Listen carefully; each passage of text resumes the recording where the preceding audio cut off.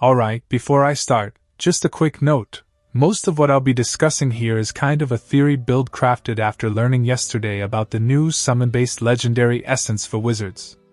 It's also important to note that we won't know for sure how these new summons will perform a-game, what their cooldowns will be, how much downtime they'll have, and if they'll be easy to kill. From what I can gather in the patch notes, it seems like wizard summons will be kind of different compared to necromancer or any other class. Why? The answer is somewhat simple. Arcane Wind and Astral Feather Essence will be kind of wind-based, while Scorch and Sunfire Crown will be sort of fire-based. The notes even vaguely mention that Sunfire Crown will burn enemies. So, creating a Firestorm effect using these summons might also be kind of possible. Now that the somewhat important details are out of the way, let's somewhat dive into possible summon-based tank wizard builds for PvP. By the way, this video is written by Apollyon.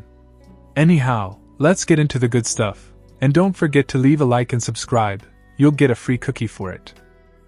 Alright, before delving into the summons part of the builds, let's quickly talk about why I named this a potential tank wizard PvP build.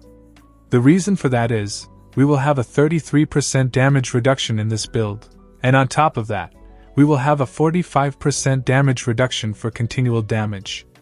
Additionally, we will have a massive shield from ice armor and more shields from the 2-piece mount bank set. But this is purely a tank-based build setup. I will be sharing a different setup to be a bit more offensive by just sacrificing some ice armor shield. Since it is still very early, I will try to keep this short and go straight into the skills that we will be using and the modifiers for our legendary essence.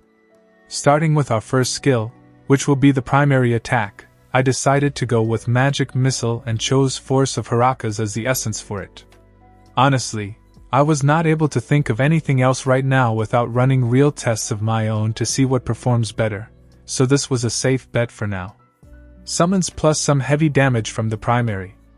But I will be running more tests soon when I get my hands on the new essence, of course, and share that with you all. For our first skill, we are using ice armor and going for everything that basically provides some damage reduction or shields.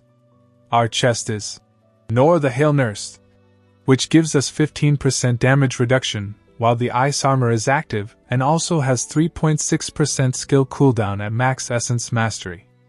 Our second modifier is from the shoulder piece, Crust Claw. Again, when our ice armor is active, it will help us reduce 45% continual damage, which can be significant in whale PvP lobbies. As for our last essence, it is from the offhand Icon of Synchronicity.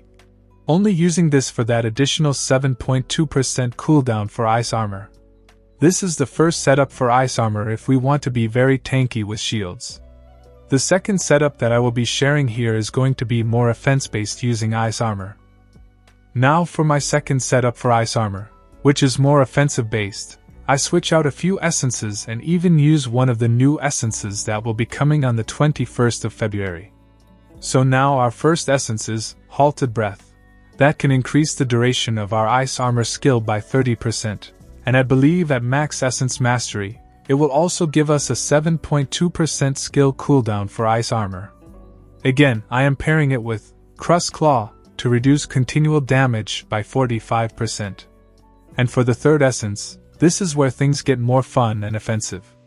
Now we are using Heart of the Storm. That will continually deal lightning damage to anyone who gets close to us.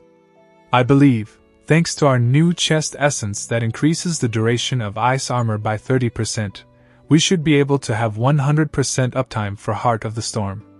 So even if the summons builds end up failing, this combo will somewhat make the Battlemage build more powerful for PvP. There is a lot happening with the wizard, with this new wave of essences for sure. Alright, as for our second skill, we are using Scorch. Honestly, it feels like this will be a very good skill to use in both PvE and PvP. But to stay on the topic, our first essence is the new helm called Sunfire Crown. It changes Scorch into a summon-based skill that can summon up to 2 scorching serpents that will follow us and attack enemies around us. Most likely, at max mastery, it will have an 18% increase in damage for the Scorch skill. And for our second modifier, we are using Ascalor's Fire. That increases the damage for the Scorch skill. Our third skill is Arcane Wind, and we are using a new main hand weapon modifier here called Astral Feather. Arcane Wind now summons a storm bird that follows us and hits enemies around us. Honestly, I am hoping that this storm bird from Arcane Wind and 2 serpents from Scorch can create a Firestorm. That is what was going through my head when I came up with this tank base plus damage build for the wizard. So let's hope it will create a Firestorm. Otherwise, we won't be dealing all that much damage.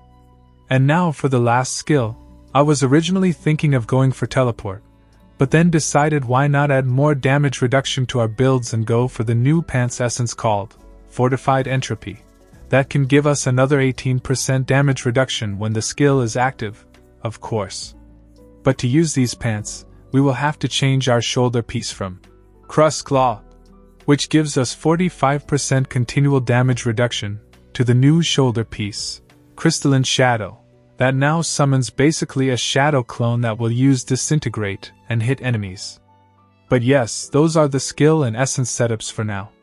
Things will most likely change after getting hands-on with these new essences and testing them out. But lastly, for the set pieces, for now, I decided to go for 2-piece Vithus Urges to extend the duration of skills like Ice Armor, and some of the gems like Bottled Hope or Gloom Cask, etc. 2-piece of Mountebank to add even more shields and give us more survivability. And for the last 4 set pieces, I decided to go with Shepherd's Call to increase the damage of our summons, and have more critical chance by having summons active. Not 100% sure if this is a good choice or not. I think a 4-piece Grace will also perform well instead of Shepherd's Call. Or we can go with 2-piece Shepherd's Call for a 15% increase in damage for summons and go with 2-piece Banquet. That is another 15% increase in damage to enemies when they are under the effects of poison, fire, or bleed. So, we have options to play around with set items for sure. As for Reforge bonuses, it's too early, and I won't be touching those before doing some in-depth testing, same for the legendary gems. Let me know in the comments section down below if you guys like this written version of the guide. I only used a voiceover for it, so it could be more detailed. Alright, I am signing off now. You guys have a good day, and I'll see you all in the next one.